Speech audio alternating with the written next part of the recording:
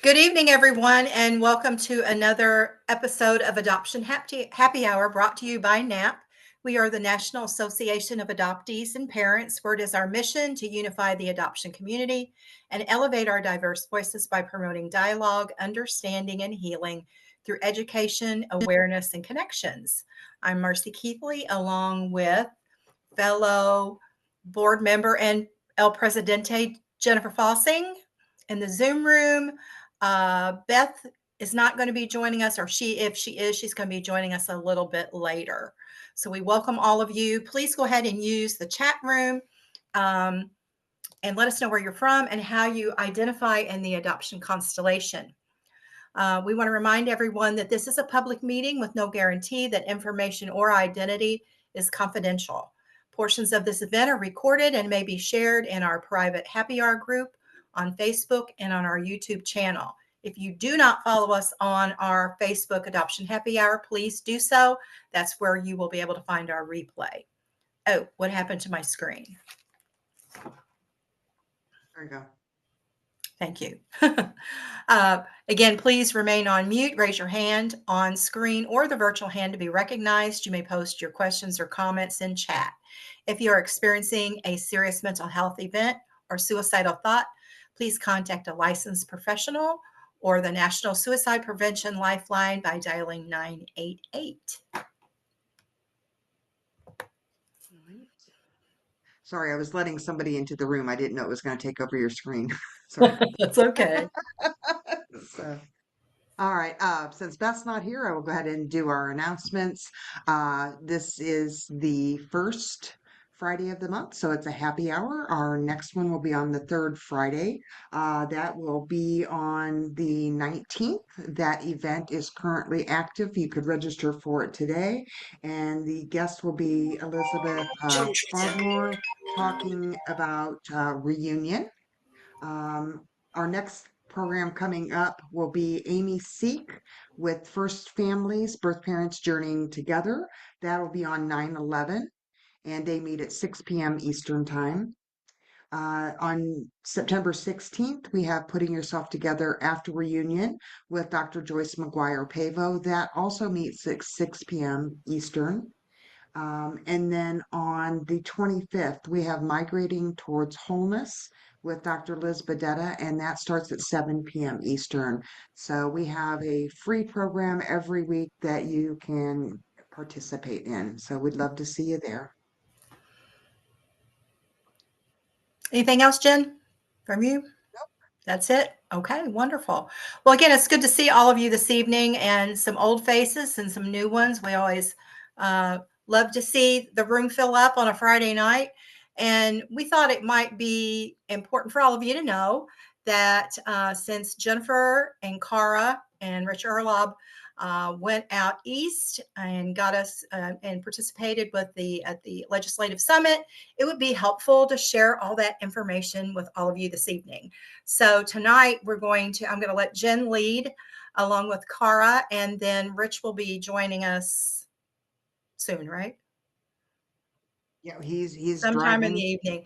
But yeah, they had a full busy schedule. So a lot of updates for you. Jen? Yep. And let me switch my view here. I'm gonna go to the gallery view. I want you to be able to see everybody here. So I'm gonna go down here and I'm gonna pin Cara. And Cara, do you want to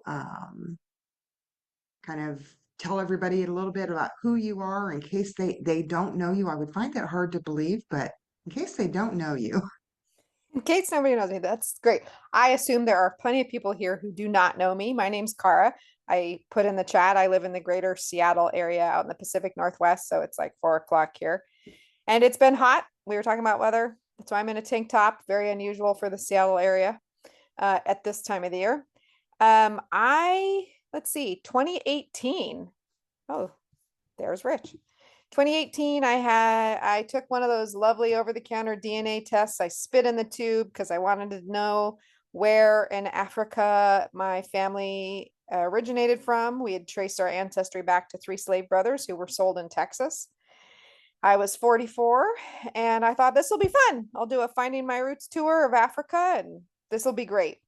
So I did the Black Friday thing as you do and did a DNA test, not expecting anything weird at all. And neither did my dad. And I did my test right away. I saved and gave him his for Christmas. So I got my results back first. And my pie chart showed I was half something. And I was kind of had one of those silly moments where I'm like, yeah, I'm half black. That's me. Uh-huh. And then I should have really thought, yeah, if you're half black in the United States and your family's part of this slavery history, you're not going to be half African and there's no African DNA. You would be like half Cameroonian or something. But then that means your father would be full Cameroonian. So I wasn't half black. I was half Ashkenazi. And if you would have asked me what that would have meant 6 years ago, I would have said, bless you, because it sounds like you sneezed. I had no idea what it meant. So I, of course, felt like a unicorn who grows up thinking they're half black to find out that they're not. And then who the heck am I? Because if my dad isn't my dad, who could he be? And it took me about 6 months to identify my genetic family. And I use the term genetic and raising or social. So genetic for the people who made us and raising or social for the people who shaped us. And I felt that there just weren't enough resources to process what I was experiencing. And I'm a non-practicing attorney. And I thought, well, heck, it's a big deal that I'm not half black and I'm half Jewish. And what if my great grandchildren are doing that fifth grade, thing that you do about your family tree and they don't know who they are. And then they're looking at the wrong diseases or everything else. So I wanted to change my birth certificate. And while I have the ability to change it in Washington State where I was born, I really can't because you have to take somebody to court over paternity. And everybody is deceased. My genetic father was 55 when I was conceived and my mom was 18. So needless to say, he was deceased when I identified him. So that has set me on a path to try to change birth certificate laws. And I started an organization called Right to Know to help do that, to offer to support to people who have DNA surprises, whether it's somebody who discovered their donor conceived, a late discovery adoptee, or parents. We're now getting a lot of calls from genetic and social parents trying to navigate these spaces, or siblings or significant others, because let's face it, adoption, assisted reproduction, and NPEs or non-paternal events has huge ripple effects for us, the individuals, but the families that we created, as well as the families we grew up with and the new families. So we support everybody impacted by these issues. And I think I'll stop there, Jen. Thank you. Thank you. Yeah. So I assume most people here know me, but if not, I'm Jennifer Fahlsing. I was in the fog, sort of happy adoptee until I wanted to get a passport. And we had a chance to go to Mexico, and I got denied a passport because my birth certificate was filed after my first birthday. So I'm like, what the heck? This is Patriot Act. Thanks a lot. So I'm Googling and Googling, and guess what I found? Hoosiers for equal access to records. And here's Marcie Keithley, and they've got a bill. And so I message them, and I'm like, hey, and next thing I know, I'm in Indianapolis testifying, and Marcie's reading me the very first draft of her shoebox effects. So this goes back a lot of years. We did that back and forth to Indianapolis many times before we got our legislation passed in 2016. And from there, we became Indiana Adoptee Network. And that worked for a while. And we had like hardly anybody from Indiana. They were coming from all over the world. So we rebranded again. So we became the National Association of Adoptees and Parents. I did finally get a passport. I had already found my mother before we were able to get the laws changed here. But in doing, I jumped in. I said to the legislation. I didn't watch a film. I didn't read a book. I didn't come to an online program like this. Well, of course, it's pre-COVID, so we didn't have this kind of stuff. But I didn't go to anything. I just jumped into legislation, and that's what introduced me to Rich because if you need to testify and you're a closeted birth mother who is terrified and an adoptee, Rich has got all the words to help pump you up and get you through. So this is how I became friends with all these people, except for Cara. Cara's a newer addition to the friends group here. Leslie Pate McKinnon said, "Hey, I have this brilliant idea. And before I die, I want NAAP and Right to Know to work together." So we have been ever since that time. We all do our own things. We're all separate nonprofits, but we do come together, three different nonprofits to do things. Cara and I come together to do Untangling Our Roots. We'll talk about that later. But I wanted Rich to introduce himself, and then we'll get into then the recap of what we learned.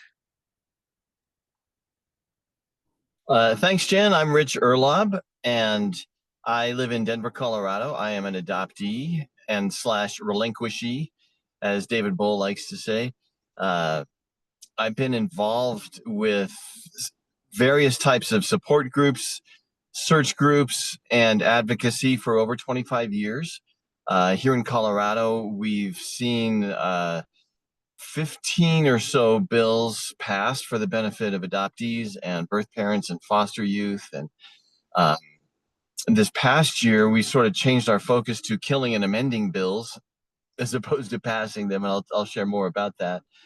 But a lot of my passion for this grew out of the fact that off and on, I searched for my birth family for probably 15 years. And at the end of that search, discovered that both of my parents had died before I was even out of high school. And I just said, no one should have to go through this to find dead people. I was able to find some aunts and cousins and half siblings and got a lot of great information. That reunion has not really progressed. Both of the aunts have passed away, and the communication with the siblings and cousins has kind of faded out. But recognizing the importance of this is what drives my passion around that. I work with two organizations. The first is a 501c3, Adoption Search Resource Connection, based here in Colorado, and a 501c4, the Coalition for Truth and Transparency in Adoption, which is also based in Denver, but has provided resources and help and input for a variety of projects and bills around the country, as well as here in Colorado. And we love teaming up with everybody at the National Conference of State Legislators. We'll share more about this, but this was just a great year. Our booth was swamped with people and questions, and lots of great things to share from that. So that's me in a nutshell. You see, I just got out of work and I didn't have time to change my background, so this is a intentional / unintentional shameless plug. I've also written a musical called For the Records, and that got it's been making progress. We had a staged reading at the conference here in Denver a year ago, and just got out of a really incredible performance at the Green Room 42 in New York City, where people are it's getting some notice. Let's put it that way. It's really getting some notice and some traction. And I just heard today from our star actor. They were all great, but Jared, who played Joshua, just got back from a 2-week tour somewhere else. And he's like, I can't wait to see what's next, and please keep me in the loop. I'm ready. So lots of exciting things are happening. That's awesome. You're on mute, Jen. Yes, I am.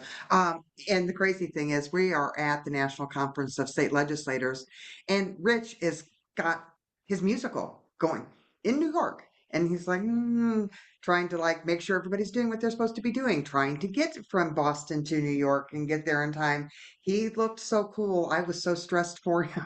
This whole thing, but so everybody, let's talk about the National Conference of State Legislators. What was this? This our third one we've done together? Yep. Yes. So this was the 50th anniversary year. So we had to travel a little further. It's been in Louisville and Indianapolis, so those were nice, convenient locations. So we traveled a little bit further, but I think the attendance might have been up a touch because it was the big 50th celebration, and they kind of did the parties a little bigger. So I I want to thought it was a great event. I wanted to set the stage because I'm not sure everybody knows what this is, the National Yeah. Conference of State Legislators, right? So I like to, when people ask me about it, I always say it's like summer camp for state legislators. They go, it's fully catered, it's a huge event. Maybe summer school might be a better thing. There's like classes and courses and workshops on different policies and all these different things. And then there's a huge exhibitor hall with a whole bunch of people there. And what's unique about it is you're given the chance to go ahead and socialize with state legislators, and every state has legislators. So, for example, I had proposed legislation for fertility fraud in Washington State with a legislator here, and I had never met her before until in person until Indianapolis.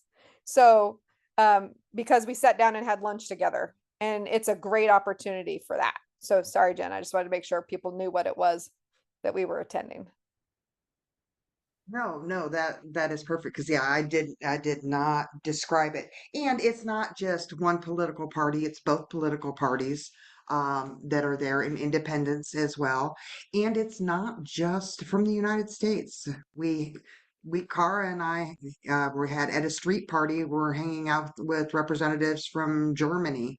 They were India, I'm trying to remember where all they were from. A lot of like There was that woman from Kenya who really mhm, spent a long time. I think it was Kenya, an African yeah, country, talking to us.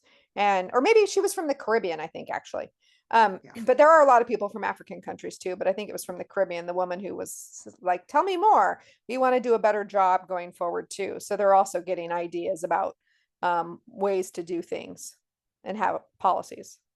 But what I think is interesting when they come up and they're from outside of the United States and they're like, well, tell me about this. And, it depends on what country they're from. Are like, oh, well, that's been illegal in our country forever. You can't do that. What do you mean there's only a couple of states that are saying you can't do that here? Or, I mean, the practices that we have in the United States are kind of way behind the times compared to even what you would consider a developing or a third world country and their take on some of this legislation as it relates to ways of building families and access to records and that kind of stuff. So I one think of the it's in reasons we go, Nashville that uh, a representative from Brazil came up, and he was just shocked that this was even an issue that we were having to fight for. He said, why would America do that to its adoptees? He said, we try to give these kids everything they can in Brazil because we understand that how important this is. And I said, can I quote you on that? And I took his picture, and I've got his picture and a quote up on the CTTA website. I think one of the reasons we all go together too is because we're talking about truth and transparency and family building, right?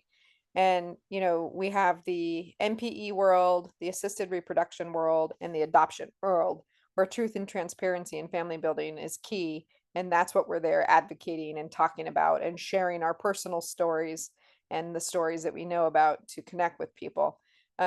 Rich, you want to talk a little bit about where we are with legislation for adoption? Start in that space? Yeah, the more you do, the more you realize what a multifaceted set of issues this is. Traditionally, the focus has been on access to original birth certificates, and that's still ongoing around the country. The big news this year, of course, is Georgia. Shout out to any Georgia advocates who might be here with us. And Louisiana just recently, Minnesota just recently, that year by year states are changing their laws retrospectively and prospectively. So I think we're now up to 16 states that have changed their laws to unrestricted access. Of course, Kansas and Alaska never sealed their records, and so that I believe makes 18 if I'm counting correctly.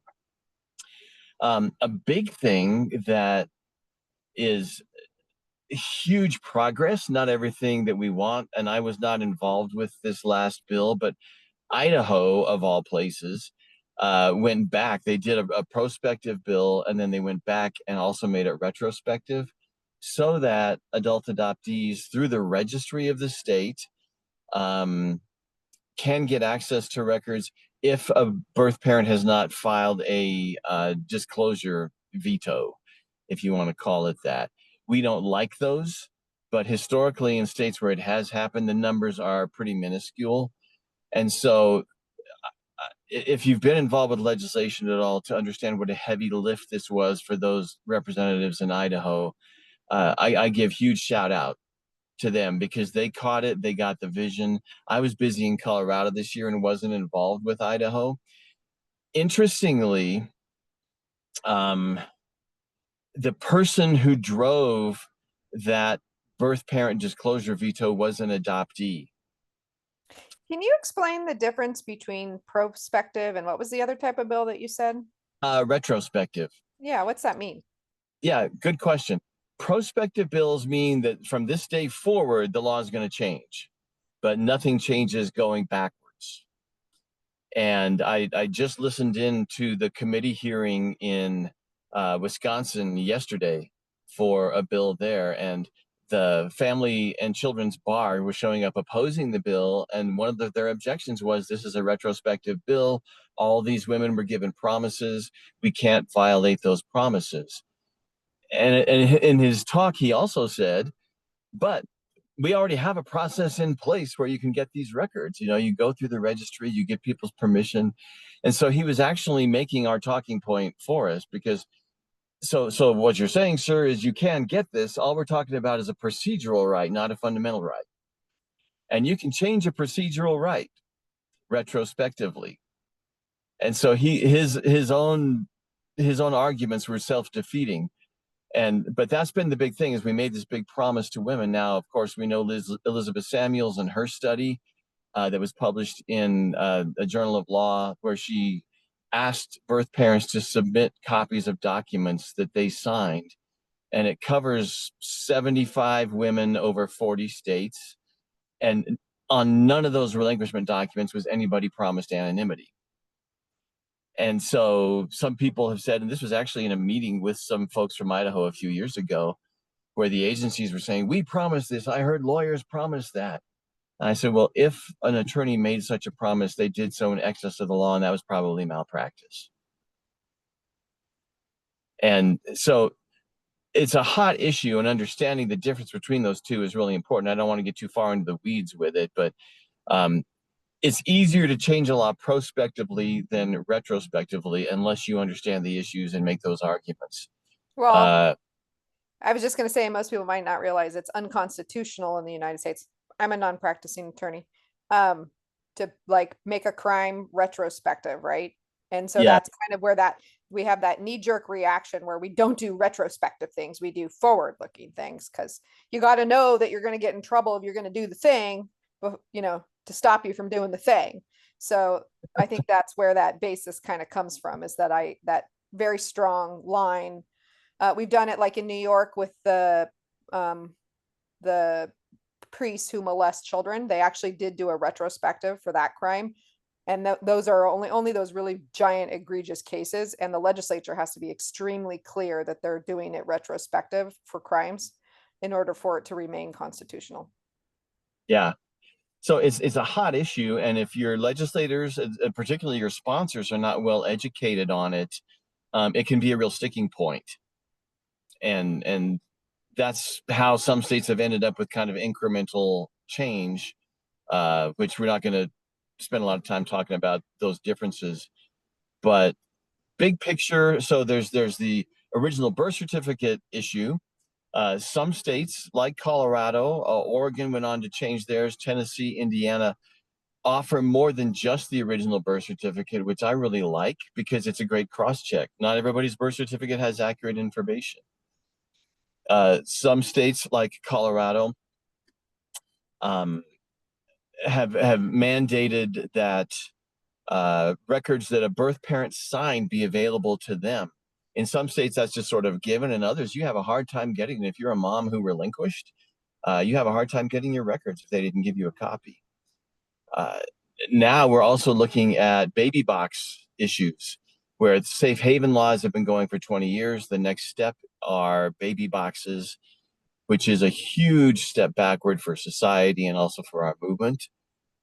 Looking at the stats this year, there were almost 20 baby box bills running in the country. And of those, 11 were killed or postponed, 9 passed. And so there's a lot of momentum and a lot of, it's sort of the new version of if this saves just one life. With original birth certificate advocacy, it used to be if this destroys just one birth parent's life, then I can't support it. And the new thing with baby boxes is, well, if this saves just one life, then it's worth it. And they don't understand the deeper issues. They don't understand the profit motive involved with the people driving it.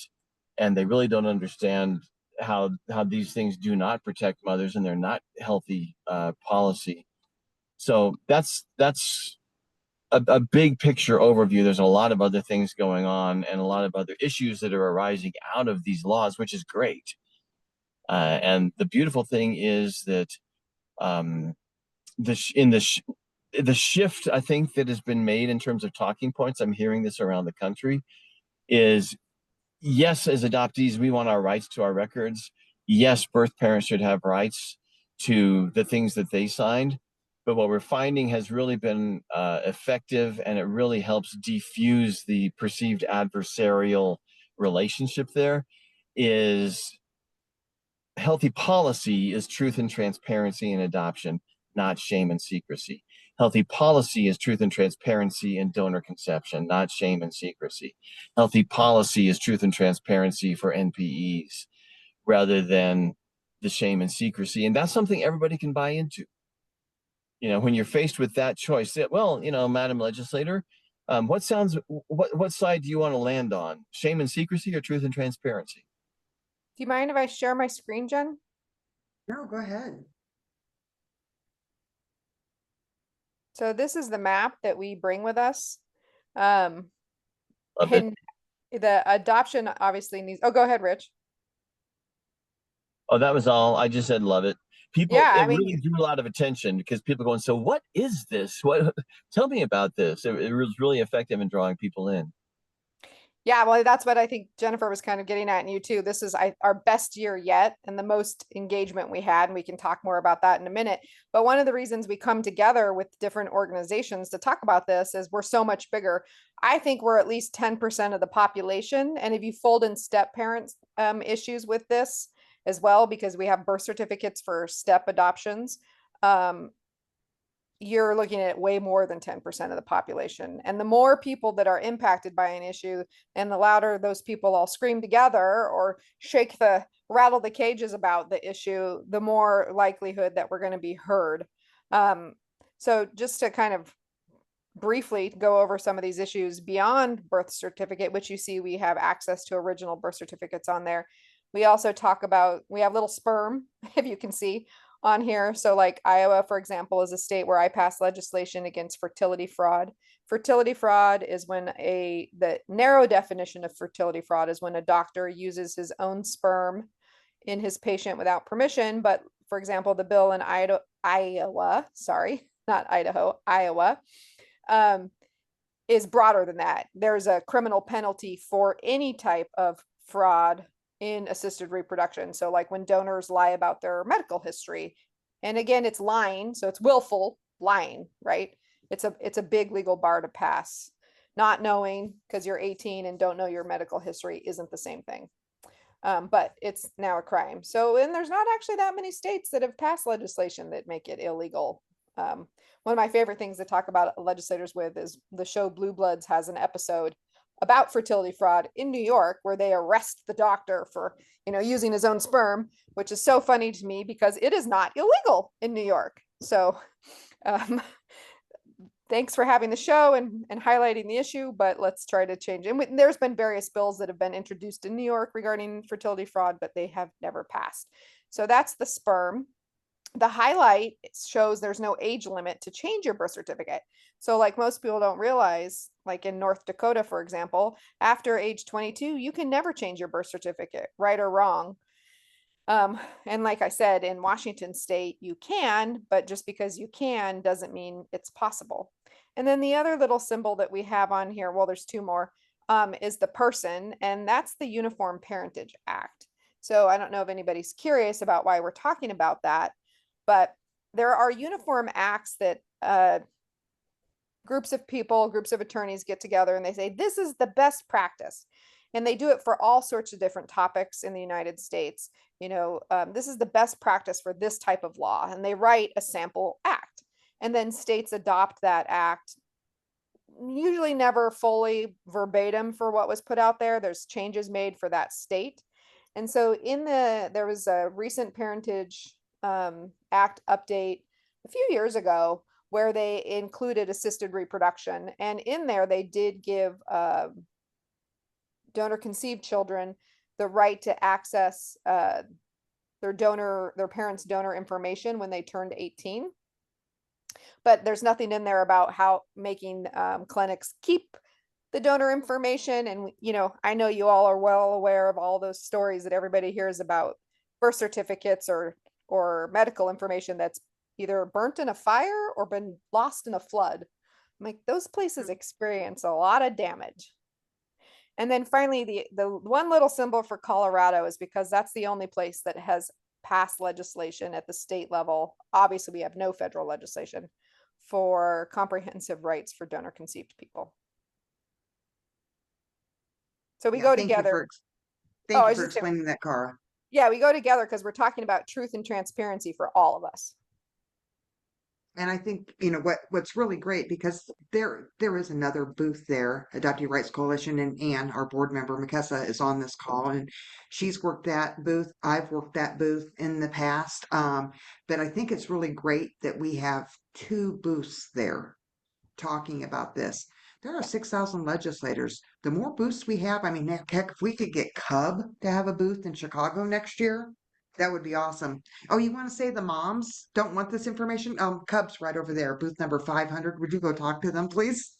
I would love it, but I think this big colorful map that's our whole backdrop there, I mean, is what gets most people there. I mean, they're like, holy cow, what is all this? And if they're a legislative assistant or they're a legislator themselves, are like, why is my state that color? Why don't I have the symbol that that state has over there? How do I get that symbol on that state? Because they want their state to be the best. And Colorado right now is the only state that's got everything because of rich, and so they all look at that and they're like, but I want to be like that. So I think that's a really, really good thing that it throws it in their face. Yeah, sorry to interrupt, but several people they'd look up and they go, "So how's Vermont doing? How's Wisconsin doing?" And they're genuinely interested, and often it will generate a personal story as well. We had this is great. We had one guy who stopped, and he was a physician.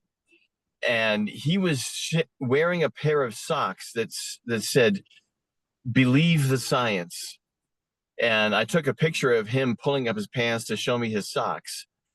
But people are engaged in this issue because everybody knows somebody that is affected by this.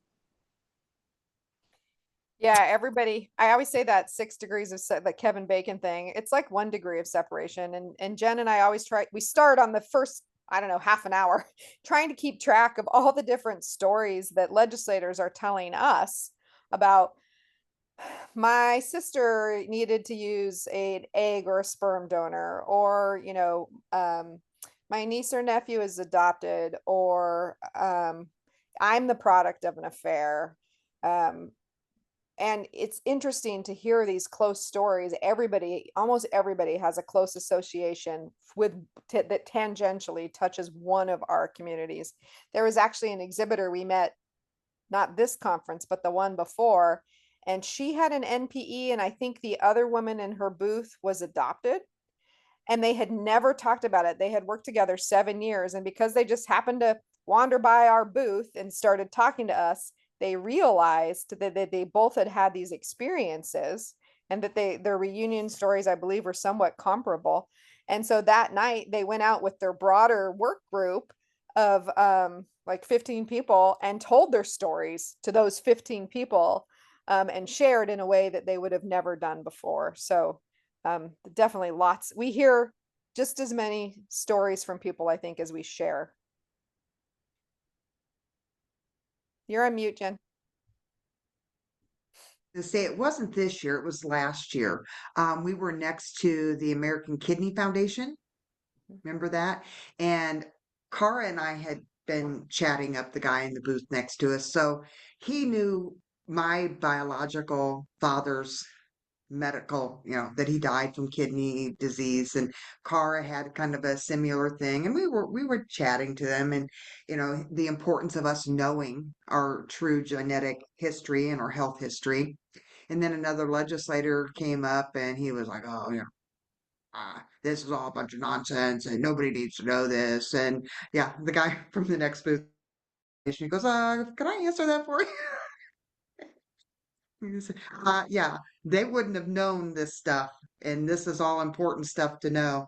So we do even make friends in the booths around us, and because, like Cara said, it's amazing how broad the reach is.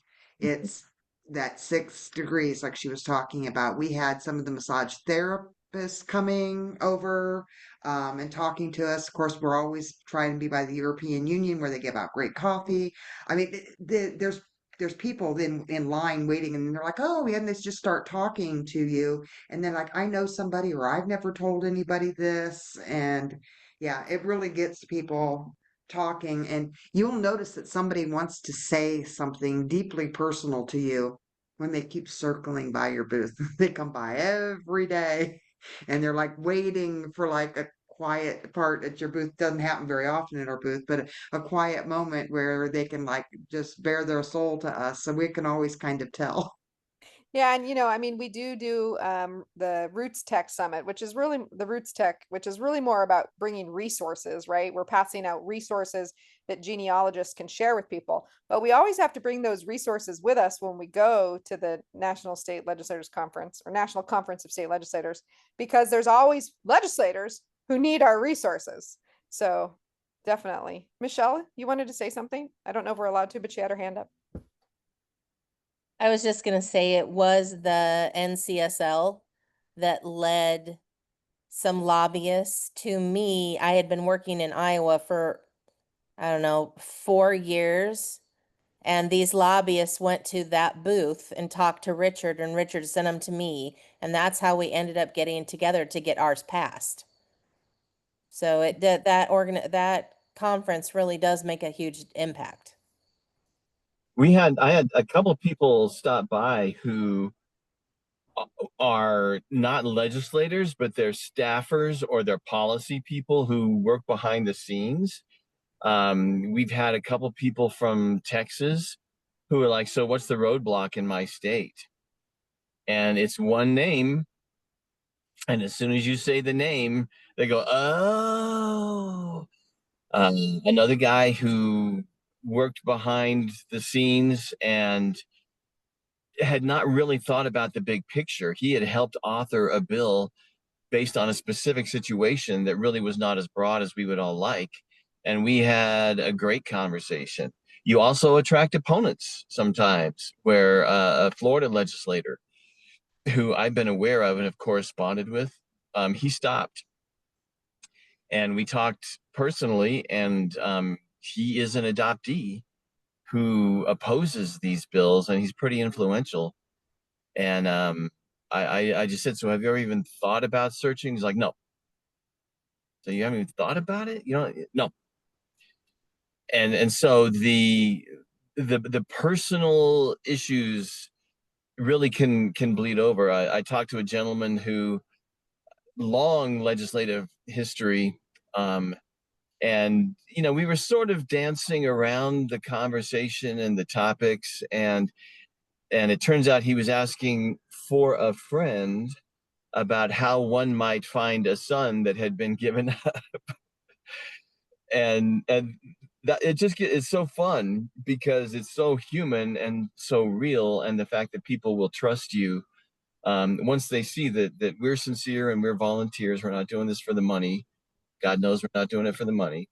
But it's such a powerful experience, and the right people just kind of fall in your lap at the right time. Some of you might have seen on my Facebook page, I posted a young gentleman who I was going to go to lunch with Kara and Jen, and something in me just said, you need to turn around and go back and sit down. It's hot outside. So I did. Within minutes, this young guy came up and sat down right next to me, and he was working on a creative project. And so we struck up a conversation. I told him what I was doing, and it turns out he's an adoptee, and he actually has worked on a national campaign doing social media. And he said, you know, I'm going to be in New York Friday night, and I'm going to bring my friend, and we're going to come to your show. And the opportunity for connections is just amazing. And I want to say that this is not a special thing. Anybody can do this. Wherever you go, you can be an adoption magnet. Wherever you go, you can have an elevator pitch. Wherever you go, whoever you meet, you can find a way. One thing I do, I just throw out, yeah, I volunteer with this nonprofit and I do some website stuff, and people will always say, oh, what nonprofit? And the door is open. And so a lot of people say, what can I do in my state? And we have resources, which is great, but you can just start talking in your little circle that you meet, and you'll be amazed at who has been led into your life, just like Michelle's story, that all of a sudden, boom, things are rolling, and somebody knows somebody who knows somebody, and you have a bill, or somebody knows a judge. It's crazy. So I absolutely believe forces bigger than us are behind this movement. And I think you bring up an important issue, Rich.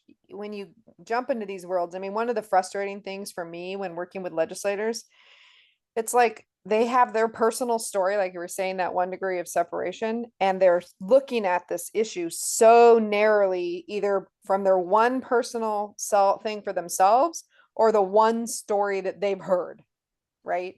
And so it can be very, very frustrating sometimes. It's like, look, you're an elected official. You're supposed to be representing all of these people, not the one story that you heard or your one personal interaction. And so I think having your elevator pitch and being able to separate your emotionality from the discussion, because sometimes people can be so offensive. And it's really great to be there with Jen and Rich, because there's sometimes when people say some things to us, there's been a couple times where I've just had to like smile and like turn away and be like, Rich can talk to you for a minute, or Jen's here, because what they're saying is just triggering to the point that you need to. And it is exhausting. It's emotionally exhausting to tell your story over and over. But at the same time, making that connection, Jen and I, right at the very end of the conference, we're talking to a woman who was dead set against what we were talking about, which was birth certificate reform, which we can talk about in a second. And she was a pro-life person, one like full in pro-life, and let's save the pregnant women from abortion and the babies from abortion. And she was not into what we were saying, but the more we stood and talked together. How long did we talk to her, Jen? Closed around us. I'm thinking like 45 minutes. And by the time she left, we had overlap and understanding, and we were meeting in some spaces. And that just keeps building on itself. And so that's why, even though sometimes it can be so frustrating and we can come from such different spaces, we can find, not every single time, but I would say most times, that connection point, if we take the time to do it. And creating a long-term perspective. Mm-hmm. An adoptive parent from Wisconsin actually was aware of the bill that's happening there, and she stopped to talk. She's a legislator, and her kids are under 10, I would say. Mm-hmm. And the temptation, because this is so deeply felt for us, this is where learning to take off your support group / wounded person / I'm outraged hat, and put on your, I'm making a sales pitch, and who is my client here? Who is my audience? And how do I detach some of the emotion?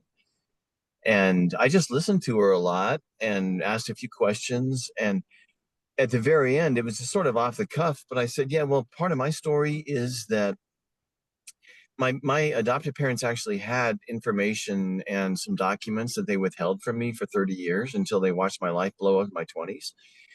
And I didn't say it in a vindictive way, but I said that event changed my life for the better, but it also damaged our relationship permanently.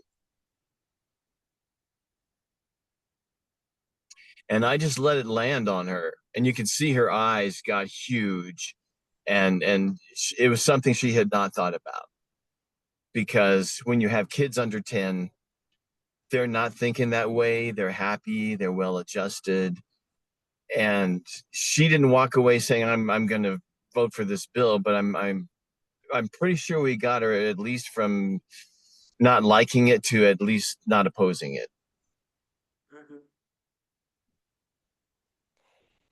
Yeah, and I think that is the Cara was saying that's the importance of having the three of us there, because somebody starts getting under your skin, you can be like, I'm going to strangle this person. Cara, Rich, take over.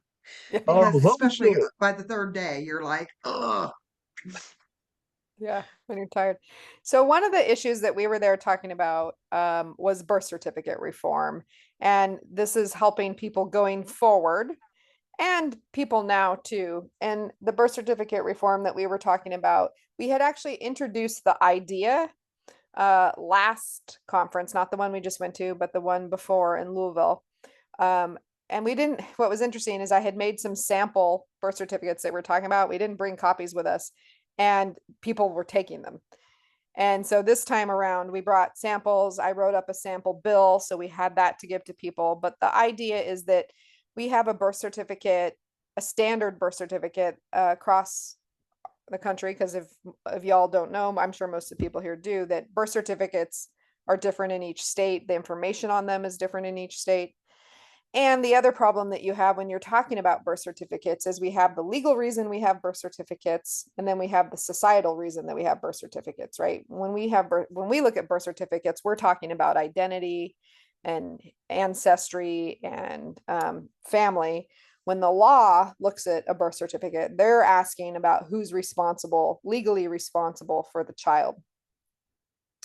And so there's two different viewpoints, and legislators can look at it from both perspectives, but most of them are looking at it from the legal perspective, which is why, like I was saying, in North Dakota, after 22, which is when you're supposedly done with college, you can't change your birth certificate, because who cares who the legal parent is anymore, because that child's an adult now and nobody has responsibility for him. The problem with that is in society, we care because we assume that birth certificates are accurate. They're a state issued document. Why would they not be? So what we were proposing was to add genetic parents to birth certificates, as well as legal parent, and a space for surrogate. And it went over really well, right, Jen? Yeah, absolutely. And if they aren't getting it, quick example, their American Kennel Club had a booth there, and this one person came over and had AKA stuff in her hand, and she just wasn't getting it. And I'm just like, okay, you have a purebred dog, I take it? She's like, well, yeah. And I said, okay, your purebred dog, it has paperwork. Does it say who the sire and the dam are? She's like, yeah. But I'm like, okay, that's the genetic parents. Does it have you listed down there as the owner on that pet when you registered it? Yeah. I said, okay, then you are the raising parent. You are the one that's responsible for that dog's vet bills. You are the one that is responsible for that dog if it bites somebody. And then they're like, oh, so if we do this for our animals, why don't we do this for humans? And I'm like, yeah, exactly. Because in all of our industries that we're talking about here, that our organizations are, I mean, the adoption assisted reproduction, and for the NPEs. There is so much room for secrecy and shame and lies and corruption. And by making people document stuff, it brings things to the light and it makes it harder to hide this stuff. And I know Rich can say that much more eloquently than I just did, but It's it beautiful. is a very easy thing for them to wrap their minds around. I think to follow on that, Jen, is within our movement, and rightly so, we attach a tremendous amount of emotion and identity to our original birth certificate. And I've gotten in trouble saying this, but I'm quoting a state attorney who said it to me, that really helped us in Colorado get our heads on straight about this, where she just said, I get what you're doing. I support what you're doing. The thing you've got to realize, and the perspective shift you've got to have, is this document is not yours. I said, what? She said, this document is a form created by the state for the purposes of the state. And the state can do whatever it wants with that document, just so long as it treats people more or less equally. And so the fact that you have a birth certificate that lets you function as a citizen of the state, whether it's the original or the amended, means you're being treated equally. Now, I don't agree with that, because there's a different name on it, but I'm a pragmatist as well. I'm like, let's look at the big picture. Let's look at what quote sells, and let's look at policy matters and drill down from that. And so this notion, one of the things, a phrase I use that people really kind of light up with, is I said, families are built in so many different ways today. And it's not just one man and one woman make it a family. And so why not have all this information in one place for the benefit of the child? 100%. Rather than having to go a bunch of different places. And that really seemed to resonate with people. They're going, that is absolutely true. I totally get that. What were you going to say, Cara? Oh, I'm agreeing with you. I was going to share what one of these might look like if people are curious, because we had them mocked up. So this is a sample of one with the genetic mother, genetic father, date and place of birth. This one I used a surrogate, and I'm going to read an email to you guys in a second that I just got from someone. Then the child's name, and then the legal parents' names. And then one of the things too is we don't need to remove names ever from an extended birth certificate. We just add. So if Lillian loses custody, if Lillian is no longer the parent, if Lillian dies and there's a new parent, legal parent, then a new legal parent would be added. And then that way we can have a full chain of information for someone when they turn 18, of everything that's happened to them, everything that involves their identity, their genetic identity, and their social identity on here, and everything that influences. Now, obviously we would, here's another one. Obviously there would be a short form. Nobody needs to know that you used a surrogate. This is to increase privacy information. We would have a short form that people would use to show age, citizenship, place of birth, and parentage, legal parents. But that information wouldn't be lost in those fires and floods or sealed in a original birth certificate for the person when they turn 18. So I want to share this because I thought this was interesting. I just got this today. Oh, do you want to say something? Are you sure, Jen? I can wait. Okay. I just finished reading that article that shall not be named. No, the New Yorker article. So there you go. This is a positive outcome from that New Yorker article. My situation is that I'm the grandmother of 2 girls, and my daughter carried and delivered them using her husband's sperm, but donor eggs. The girls were born with cafe au lait birthmarks on their skin. This is a trait on the paternal side of our family. This has led me to believe that there are epigenetic effects from being a surrogate. Not sure if that's true. I'd love to dive into more information. There's also more effects or possible effects that I'd like to share with you about her having been the surrogate. So very interesting. Yeah, that is great. And I think, the other thing that was timely, that, because we were just there, a month ago, is that the news story had just been out about the baby in Ohio that had been in the deep freezer for 30 years, and they thawed it out, and that baby was like a year old now and been born. And so, I mean, if we're not tracking this stuff, you figure that baby was that embryo was in the freezer for 30 years. Okay. By the time that child is old enough to know whether they've got some sort of problem, is it going to be because the genetic parents, or is it going to be because they were in deep freeze for so long? And if we haven't kept that information or tracked it or anything, then it could be likely that the genetic parents are now deceased, but they would have potentially siblings, obviously. We need to track that information. And then, Cara, you had the story about how they use 2 eggs to make 1 egg, so that makes 3 genetic parents.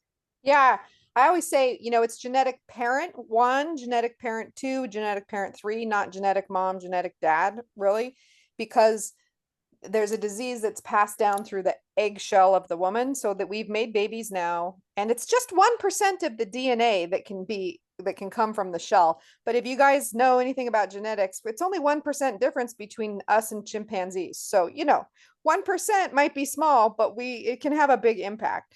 So they take the shell and they take another woman's yolk for just for visual purposes. And that way this inheritable disease isn't passed on. It's a deadly disease. And there's been a number of children born that way. But now we have 2 genetic moms and 1 genetic father, if you will. So 3 genetic parents, but we're this close to making, hold on 1 second. We're this close to making babies, an egg from male skin cells.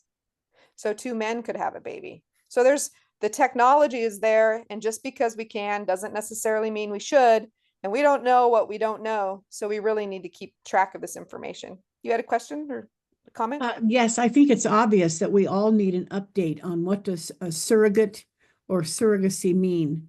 I'm totally amazed that some people think if the woman is a surrogate, it's hers. It is not. And as you said, the yolk, the cell, I think that needs to be explored, and we need to be educated in all of this a little more so we understand.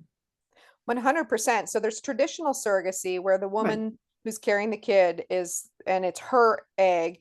And so actually a lot of people using assisted reproduction in the surrogacy realm have moved away from that, because in cases in courts, and I'm going to say it like it is, if it came out of my vagina, it's my baby, right? And so people are using a different egg to kind of hone in on the fact that you're not the genetic parent, and therefore I should have my parent rights. And so there's been a movement towards that. Okay, so remember, your biggest surrogacy center in the United States or the world is Beaverton, Oregon. And it's right on the light rail. And we do have lawyers and people watching that they use a woman to be a mother or a surrogate over the age of 21. They are using a few mothers twice. How many times, whether the lady is related to her baby or not, can she incubate a child, surrender it, and not have a mental health issue? It's an area that's, Leslie McKenna and I have talked a lot about this. And at the first Untangling Our Roots, we had a mothers panel, and there were mothers who had relinquished, but we also had an egg donor in there, because a lot of those women, most people who donate are young. I have 3 boys. My oldest is 23 and my youngest is 17. So they're not thinking about if they donate sperm, that means a baby. Like, what does that actually mean, right? And then when you get older, maybe you have kids on your own, maybe you're thinking about your own mortality, maybe you get married, whatever the reason is, you're like, oh my gosh, I relinquished my child. And that egg and sperm now starts to have some representation in their head of a child. And they're going through very similar issues that a birth mom might. Not all, it's not exactly the same, obviously, but still some of the same issues. I'm just saying we need a biological update on what really happens to create that fetus. And I'm always looking for new avenues or new links, so pass them on. I'm going to put a book in the minute, but I'm sure you guys have seen some of the articles about the synthetic robot wombs. Mhm. They built a robot that can carry a child. Don't get me started. Yeah. Ew. As I say, this is the, the discussion that we have with these legislators. We're there for the past, the present, and the future. Mhm. So, yes, what has happened to us in the past? Sealed record laws. We want to correct that.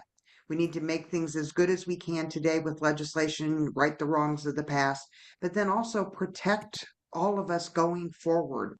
Why are we going to keep repeating these same mistakes of living in secrecy and shame and lies, whether it's assisted reproduction or whatever it is they're doing, gene editing and all this kind of stuff, and make it so it is, yeah, no closed adoptions. I mean, we all know, as much as we don't want it to happen, there's going to be the random case where something needs to happen, whether it's kinship or whatever. But stop the secrecy, the shame, and the lies. And this is, part of how we do this is documenting all this stuff, having a record and taking away the stigma from it. I think one thing that is important to say in our current climate in the world of adoption land is one thing that we don't even suggest or entertain is the notion that adoption should be abolished. There are many terrible stories of adoptions that should have never happened. And there are many terrible stories of coerced relinquishment, and that continues today. And obviously we're all opposed to those. But if you start your conversation with a legislator that says we're here to abolish adoption, they would just walk away on multiple levels. It's never going to happen in the US and probably in the world. I think that it could be certainly diminished and cut back, but it's a non-starter with legislators. And so what we're looking at is how do we, given the fact that it is happening and it's going to happen, how do we make it as ethical and transparent and healthy as possible when it has to happen? And that builds us credibility right away. And I just feel like we need to say that because it's a conversation happening in adoption land. And I respect the opinions of people who feel like that's the case. But it's, yeah, thanks, Renee. Family preservation is obviously always the first choice whenever possible. And the hard thing is that there always have and always will be some people who do not want their children, cannot raise their children, or for whatever reason should not raise their children. And that's a tough call. But our focus is really around how do we make what is better. If you believe it's your mission to get the process of adoption taken off the books in every state, have at it. I do not have the bandwidth to even attempt to do that. So that's kind of an important thing. I just wanted to inject it there. Well, I mean, it applies to assisted reproduction too, because, The genie's out of the I think- bottle. yeah.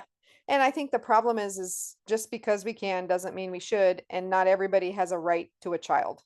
And we need to really start with that. But there's no right to have a baby. Yeah, and there are very powerful groups who strongly disagree with that. Yep.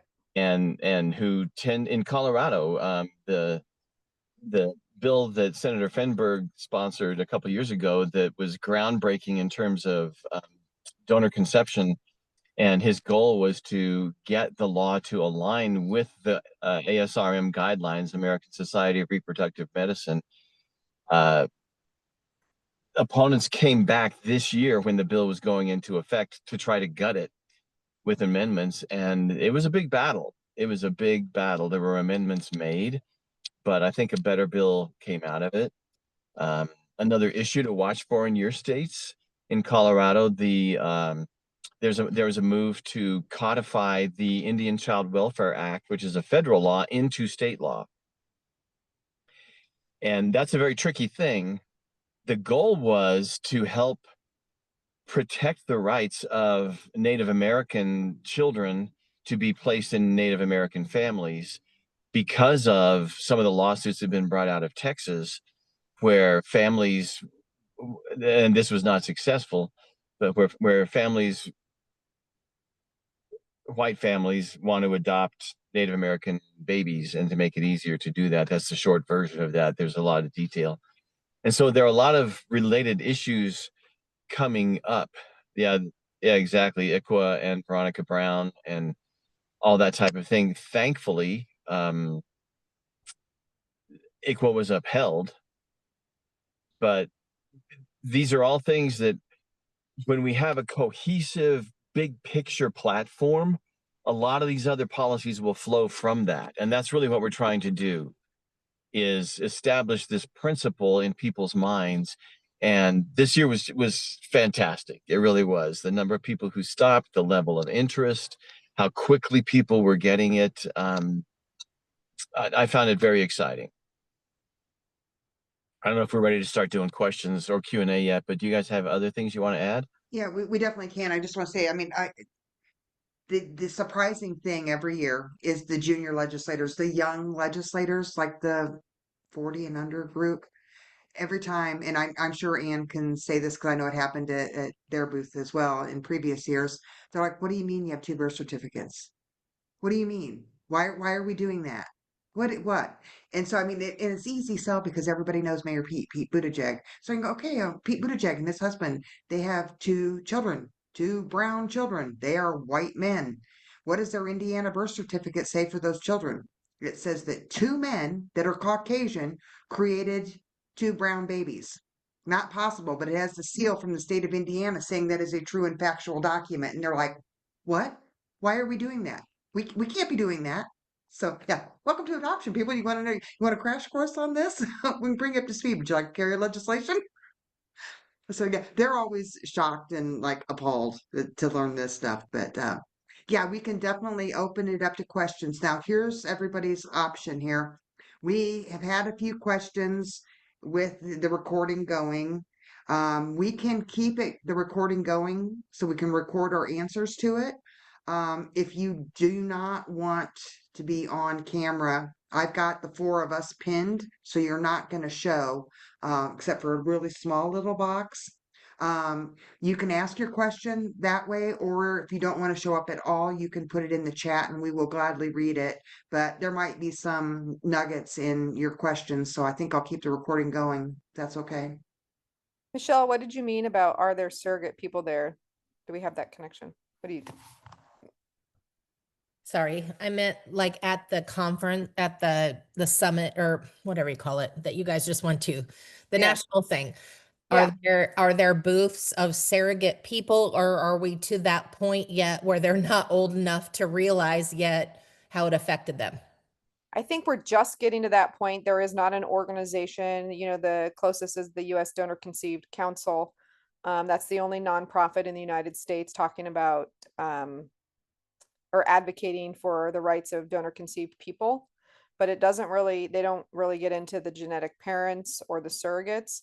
I did put a link to a book in that I think is great. If you guys are curious more about this, it's called Eggonomics, The Global Market in Human Eggs and the Donors Who Supply Them, by Diane Tober. What's interesting is the data. She's done lots of research, and it's starting to show that a lot of women actually, when they donate eggs when they're younger, they can't have children when they're older, and they end up needing to use an egg donor or trying to go through adoption to have a child. So the short answer to your question is no, there is not. I mean, we're talking about these issues with people, because, as I said, Right to Know advocates for everybody impacted by these issues. And that includes surrogates.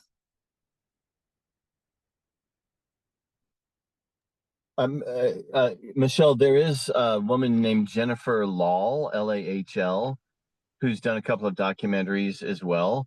One of hers is called Exploitation. Yep. And she talks about this, and she has spoken to the UN and some other organizations about this, that it's not all sunshine and rainbows, and how many of these girls are recruited. I know. It's not just about helping a wonderful family make a baby, but there are some really heavy issues that are not disclosed. So she's working. I've reached out to her, and she's kind of like, I think I'm gonna just keep doing my thing in my corner, and I'm gonna stay in my lane. But good for you, and thanks for supporting what we do as well. Mhm.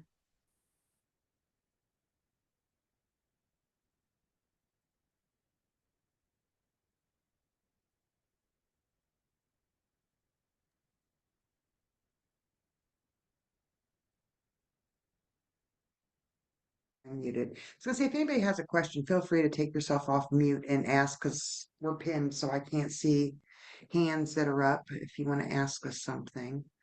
Trying to think about some of the other things. So yeah, we do this, and we do this overpriced, crazy expensive booth.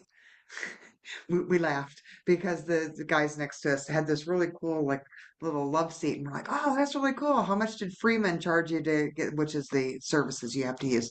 Oh, it was $3,000 for 2.5 days for a love seat. I'm telling my husband this, and he's like, isn't there like a Value City furniture? Can't you pick one up for a couple $100 and then just leave it behind? Yeah. We Uber ordered folding tables, and then Dr. Joyce's sister-in-law bought them.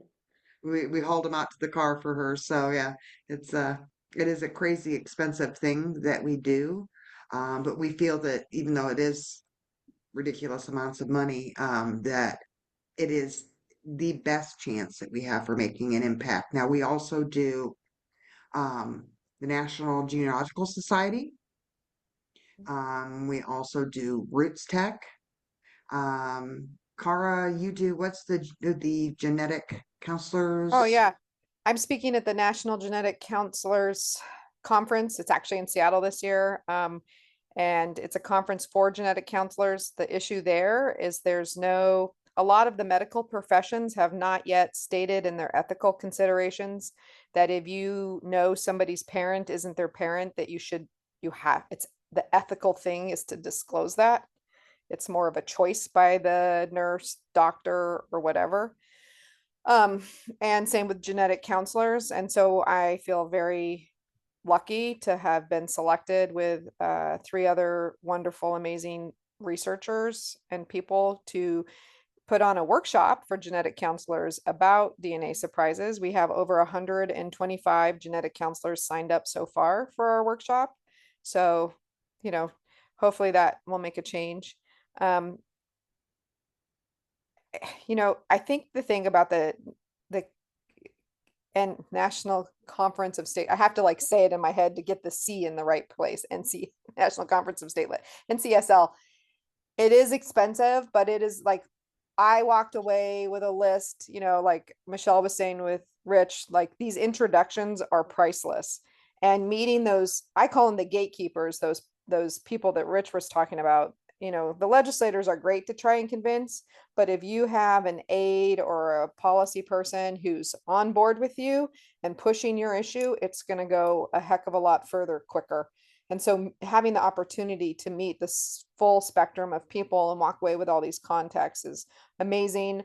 My hope is that in our pile of contacts, when we come up for air now, we're going to be reaching out and trying to find a state to introduce the first birth certificate reform bill. And, that would not be possible without these contacts. And then, of course, I'm just going to say the other conference that we do that NAAP is co-hosting with Right to Know and DNA Angels is Untangling Our Roots, which will be March 19th through the 22nd in Atlanta, Georgia. And we are in full planning mode right now and accepting proposals to speak. So if you want to speak, or if you know someone who should be speaking, or if you want us to reach out to somebody to speak, submissions for speaking are due by September 15th. But seriously, if you know someone that you want to speak and you don't want to reach out to them, we're happy to do that. We love all of your ideas about what sort of things you want to see there. And then I had some exciting news. Jen, will you help me out? Yeah, hang on a second. I'm dropping the proposal link. So please share this widely. If you want anybody, you want to have me ready to launch that, I can do am. that. I'm going to show Okay. you guys a little movie premiere. Let me- Or Jen's going to show you guys a little movie premiere because I'm technology scared. I sent it to her Let me earlier. share. We will be showing this movie, which I'm really excited. We just got permission. Well, I guess it's not technically there, but we got an agreement. We're signing the documents soon to show this. All right, here we go.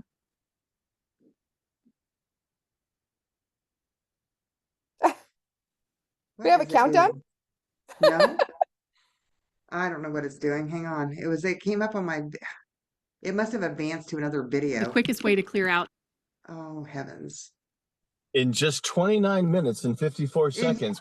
You can see Let me go this, get that again. this I mean, premiere. So Technology I- is great until the YouTube video advances. Oh my word. Let's see. So You I'm- sent that to me and here it is. I'm really excited. We're going to screen this on Saturday night, and one of the people from the film will be there to talk to us on Sunday. I will have the YouTube video up here in just a second. Okay. Let's attempt this again. Okay. Optimized. Thanks, Jen, for doing the tech part because, While I you know do how hard that, it is. one of the things Today I am an old woman. Happy birthday, Mom! I love your soft floppy arm skin. It's like Grandma. So, did you get your results? What results? The DNA test we took. You have new relatives. You have new relatives. You have new relatives. Grandfather? Hello, darling. Did Daddy cheat on you? What? I don't know what you're talking about. Did your sister give you one of her brownies? I have something to tell you. What? Now's not the right time. Grandma's in big trouble. I found out I have a grandfather who happens to be my age. Another. Sarah, I did this DNA test. It says we have a half brother. Oh, I don't believe in DNA, but you will always be a part of my spiritual family. Come here, my sister. Mom, I've hired a private detective. Mrs. Torres. Holy shit. Come in. I've seen every episode of Murder, She Wrote. I know what to do. Hello. Hop in. Hi, baby sister. Oh, And brother. let's get a couple of tattoos. No. You blatantly lied. Rachel, you really just have to let this go. I can't just let this go. Mama's on the verge of a nervous breakdown, incited by your grandmother. Here we go again. Love doesn't care about DNA. We came together as a family, both new Oh, I'm Rachel's brother. and old. We're the best family! Lawrence from yoga. He loves me. What a remarkable woman. Your hip openers have definitely opened my hips. Okay, so I just am so happy to see some of these issues brought to the big screen. She highlighted so much of what people who have a DNA surprise go through. And what's fabulous about this movie is our theme for Untangling Our Roots this year is whose family, honoring the past and embracing the future. So it's right on point for a movie that's called One Big Happy Family, because we didn't see the very beginning of it. So we will be showing that Saturday night and talking to one of the actors in that movie on Sunday. That looks quite fun, and I think there's some like Jewish identity in there, which that seems to be, even though that is a big discovery for a lot of people, whether they're adopted MPEs or a product of assisted reproduction, they're overrepresented coming to our conferences. That community was busy. They certainly Lots of donated a lot people of are going, sperm. what's Ashkenazi? Yeah. So, yeah. Medical Chicken. students, law Yeah. students. Yep. I put a link to the preview in the chat if anybody wants to watch it on their own. Tickets will go on sale probably in October. I think you talk about the egg, the conversations that we have. We also have these conversations with legislators that don't realize that our young sons are being approached on campuses for frat party beer money, whatever. And it's like Donor Dillon, he thought each donation was a baby to help a family in need. They don't realize that one donation that got them a couple cases of beer can result in how many children is it, Cara? Oh, Up to 10? oh no, he's way more than that. I think it's 100 or something. No, but per Oh, from one donation. straw, 20. Now Yeah. the technology is from one donation, one specimen of sperm, they can make up to 20 straws. You And can really get to thousands. Testimony in Colorado remotely was really powerful. It really cut through. There's important statistics and data, but his story, he basically said, I was under the impression that no more than 10 children would be created from what I did. He said, so far I'm up to 75. Yeah. And if you could have seen the expressions on the faces of the legislators in the committee, it was incredibly powerful. I would say the lesson that we learn, are reminded of every year, this is our world. This is what we live in. This is, we run nonprofits, we run programs, we go to conferences, we have our online friends. But for these legislators, this is not their world. And they don't know all these intricacies. And so when we're telling them something that we've told 500 times in the last month, to them, it's brand new. They're like, what do you mean? They really are curious if you can tell it in such a way to capture their attention, because they get these bills in front of them. It's one of many, many bills. They just go off of gut instinct and what, the bill sponsor says, or whatever deals they're offered in exchange for their signature. They don't really know the crux of these issues until they get a chance to have somebody like us in front of them, or each one of you. Like I said, Rich is the champion of anywhere he goes, every airplane seat he sits on, he has found another adoptee.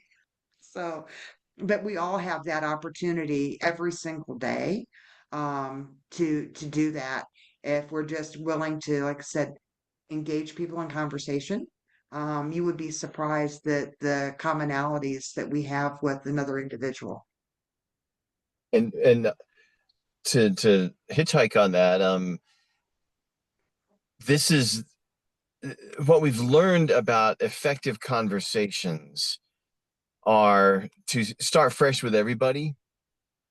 The average citizen is not a representative of an adoption agency or a cryobank or the legislator who tried to kill or compromise your bill.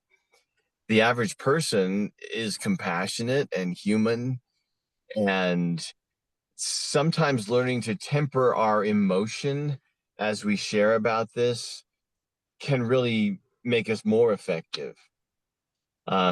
We had a couple of situations where, you get in a conversation and the momentum gets going. We actually had one woman who was at the table talking to us, and she was clearly interested and supportive, but it was having such a big impact on her. She started like nodding and like backing away from the table. and this is where for us, we have to, I keep going back to this illustration. You have to put on the right hat. You have to become neutral. You have to become fact-based, and then have your compelling story that goes with it. And then it gets to be fun, and giving people time to respond, as opposed to, a lot of us have so much information, we could give a 45-minute monologue on it. and that's where you need to like throw out little tidbits, throw out an M&M to somebody and let them respond, and work into it gently with them. Other questions or comments? Have we overwhelmed you?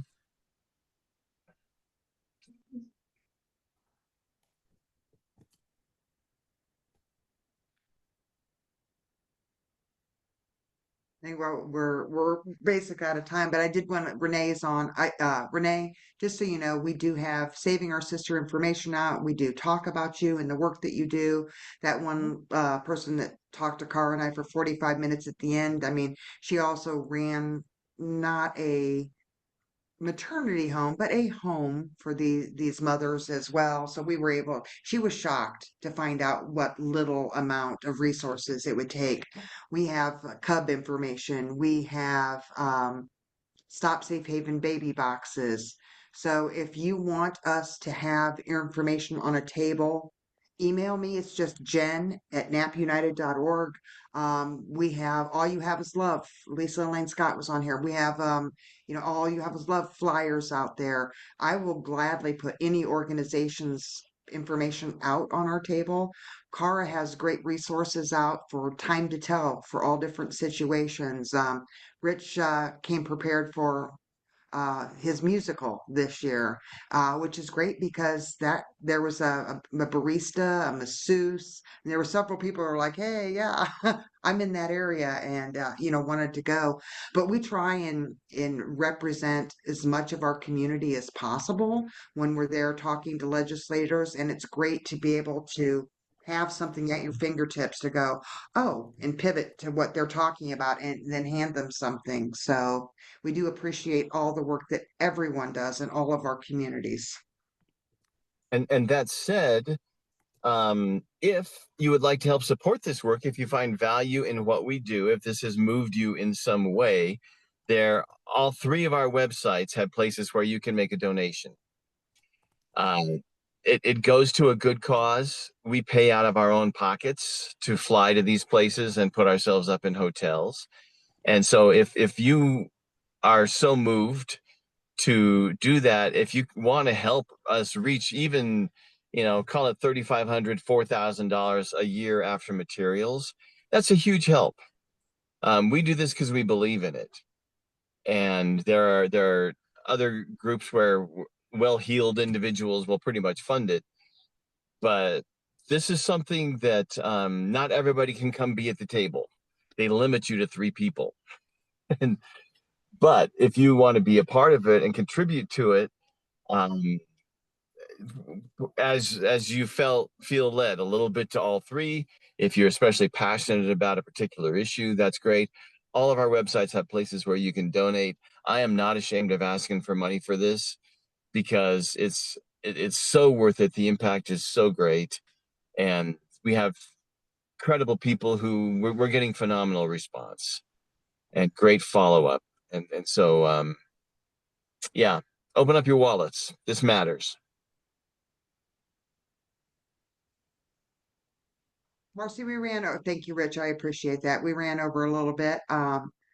Do you want to tell everybody who your next happy hour guest is? And Yeah, I can I think you bring have up the something image ready. here real quick. Maybe I didn't open it up. Hang Yeah, on great just a minute. job, guys. It was so wonderful to get the updates and hear all the exciting news out there. And we appreciate your efforts, and it's just wonderful.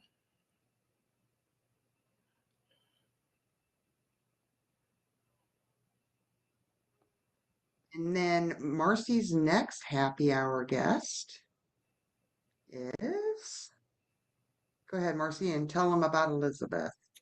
There she is. Our next guest will be Elizabeth Barber.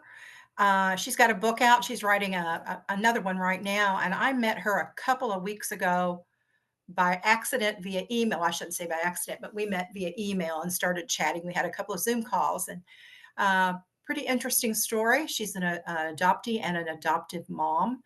So we're looking forward to hearing her story and more about her work in the community on the 19th. And we'll hope is the Eventbrite is already up, Jen? Yes, Can they go ahead and everything is register up. now? Yeah. We'll see you on the 19th with Elizabeth.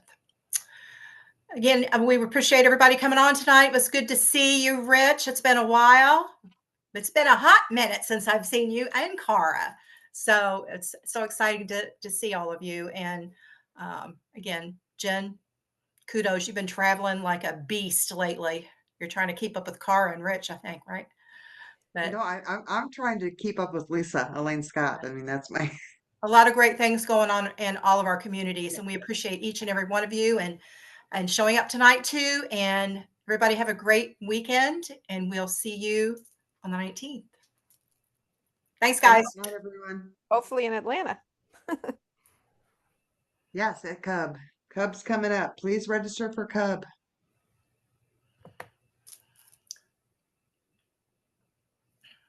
You want to stop recording? Yep. As soon as I find the button. There we go. I'll just trim it.